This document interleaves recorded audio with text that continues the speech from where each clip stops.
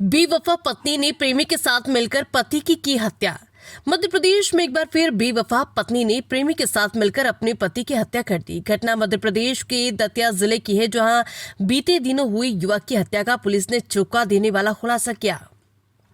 युवक की हत्या उसकी ही पत्नी ने अपने प्रेमी के साथ मिलकर की थी। पहले दोनों ने मिलकर गला दबाया और जब उन्हें लगा कि अभी सांसें नहीं रुकी है तो कटर से गर्दन काट दी और लाश को कार से रोड किनारे फेंक दिया था। दतिया जिले के चरूला थाना के फुलरा गांव के पास रोड किनारे 19 फरवरी को एक युवक की लाश मिली थी। युवक की गर्दन रेत कर हत्या की गई थी। शुरुआत में युवक की शिनाख्त नहीं हुई, लेकिन जब आसपास के थानों से जानकारी जुटाई गई तो मृतक की शिनाख्त ग्वालियर के अरौली ग्राम के रहने वाले कल्याण राणा के रूप में हुई। इसके बाद पुलिस की जांच में तेजी आई और कुछ ही घंटों में पुलिस के हाथ गुनाहगारों तक पहुंच गए। पुलिस अधीक्षक दतिया जांच के दौरान पुलिस को पता चला कि मृतक कल्याण शराब पीकर अक्सर अपनी पत्नी हेमलता से मारपीट करता था। हेमलता कल्याण से 6 साल बड़ी थी और अपने पहले पति की मौत के बाद उसने कल्याण से शादी की थी। हेमलता को पहले पति की मौत के बाद अनुकंपा नियुक्ति मिली थी और वे एक छात्रावास में अधीक्षक हैं। इतना ही नहीं, ये भी जानकारी मिली कि पत्नी हेमलता की नजदीकिया पड़ोस में रहने वाले अमित सूरी के साथ है। इस आधार पर जब पुलिस ने दोनों को पकड़कर पूछताछ की तो उन्होंने अपना जुर्म कबूल कर लिया।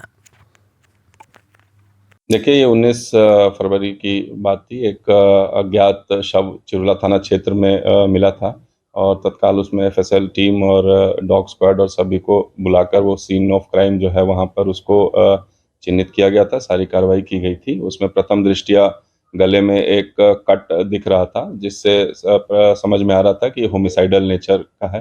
तत्काल उसके फोटोग्राफ मीडिया के जरिए, सोशल मीडिया के जरिए हम लोगों ने आसपास के थाने और आसपास के जिलों में सर्कुलेट किया और शाम तक फाइनली हम लोग को सूचना ग्वालियर से मिली थी कि ये ग्वालियर के रहने वाले हैं और उसके आधार पे हम लोगों ने उसको कंफर्म किया। उनके रिलेटिव से उनका नाम चिन्हित हुआ। उनके आधार पे उसके जो है और डिटेल निकाले गए, उनके फैमिली ट्री, उनके फ्रेंड सर्कल और टेक्निकल साक्ष्य हम लोगों ने कलेक्ट किए। उसके आधार पे कुछ संदेही हम लोग को जानकारी लगी और उनसे फिर हम लोगों ने उनकी तकनीकी और जो मुखबिर तंत्र को सक्रिय करके जो इनका पूरा हिस्ट्री है उसको निकाला गया और अल्टीमेटली ये सामने आया कि उसमें जो इसकी जो हत्या की गई है उसमें उनकी पत्नी और उसका एक फ्रेंड है, वो दोनों इन्वॉल्व है। इन दोनों ने इनको एक बागेश्वर धाम तरफ तीर्थ ले जाने के बहाने ऐसे बरगलाकर वहाँ से ये लोग चले थे। उसके बाद रास्ते में 1-2 जगह इन्होंने शराब खरीदी, शराब पिलाई इनको। ढाबे पर ये लोग कहीं रुके भी थे। उसके बाद इस पूरे जो हाईवे में ही ये सारा घटनाक्रम हुआ है और अल्टीमेटली इनको गला दबाने का प्रयास किया गया। बाद में फिर इसको जो है एक जो शार्प वेपन है उससे इसका गला काटा गया और फिर उसको ताकि ये चिन्हित ना हो पाए, इसका पहचान ना हो पाए, इसलिए वहीं हाईवे के किनारे जंगल में फेंक दिया गया था। पूरी टीम इसमें लगातार इसमें प्रयास करती रही और थाना चिरुला और सभी जो सुपरवाइजरी ऑफिसर्स हैं उन्होंने अच्छा मेहनत किया और ये हम लोगों ने इसको ट्रेस किया। जो आरोपी महिला है, जो उसकी पत्नी है, उसके द्वारा बताया गया है कि जो मृतक है वो उसके साथ मारपीट भी करता था और कहीं न कहीं इसके कारण फिर वो दूसरे के जो है संपर्क में आई और फिर जो भी है उससे छुटकारा पाने या जो भी आप कहें उसके लिए इनकी प्लानिंग की गई। और चूँकि ये पेशेवर क्रिमिनल्स नहीं थे तो बहुत इनको भी स्पष्ट नहीं था कि किस तरह से ये कार्रवाई की जाए।